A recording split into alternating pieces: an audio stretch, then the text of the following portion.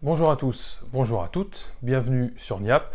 Aujourd'hui, je vous parle du groom le plus célèbre du monde, j'ai nommé Spirou. Dans sa dernière aventure, Spirou chez les Soviets, signé Fabrice Tarin au dessin et Fred Neidhart au scénario. C'est un très bon album de Spirou, un très bon cru, j'ai beaucoup apprécié.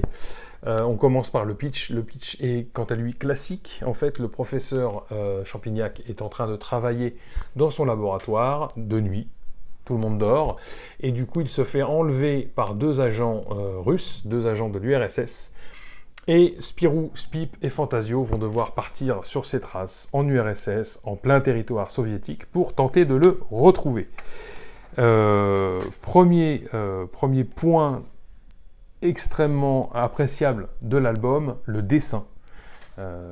Fabrice Tarin met en scène Spirou d'une très belle manière. Il l'a déjà mis en scène dans l'album de la série parallèle Le Tombeau des Champignac, mais là il livre des cases qui évoquent vraiment le travail que faisait Franquin sur Spirou et tout ce que Franquin a insufflé au personnage de Spirou, les cases dynamiques, le mouvement, etc. Et c'est vraiment appréciable.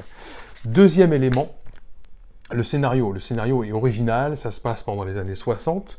On n'est pas figé sur un Spirou de l'époque actuelle, sur un Spirou des années 80 ou des choses comme ça. Non, ça se passe très bien et c'est dynamique tout au long de l'album. Moi, j'ai beaucoup apprécié. Ce qui s'apprécie également, ce sont les clins d'œil. Il y a pas mal de clins d'œil à la pop culture, pas mal de clins d'œil à la bande dessinée, et ça, c'est plaisant. On retrouve un clin d'œil à Tintin. Voilà, vous aurez reconnu la célèbre case. On retrouve également Monsieur de Messmaker de Gaston Lagaffe, puisqu'une partie de l'action de l'histoire se passe aux éditions Dupuis. On a d'autres clins d'œil à la Panthère Rose, et Tarin incarne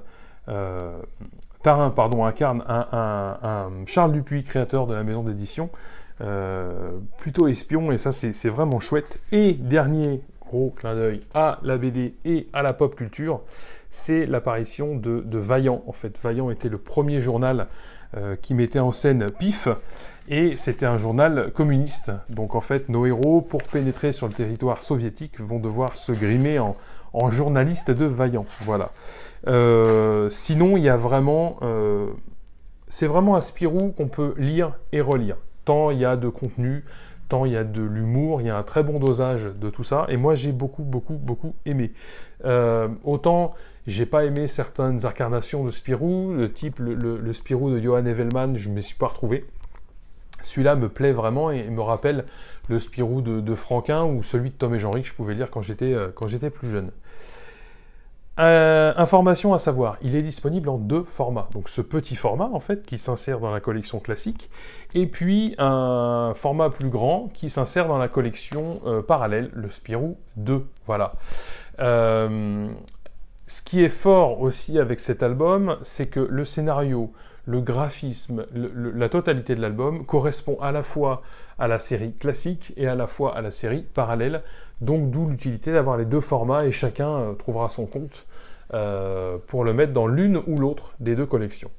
Moi j'ai beaucoup aimé cet album, je vous le conseille et je vous dis à bientôt pour de nouvelles chroniques, et portez-vous bien.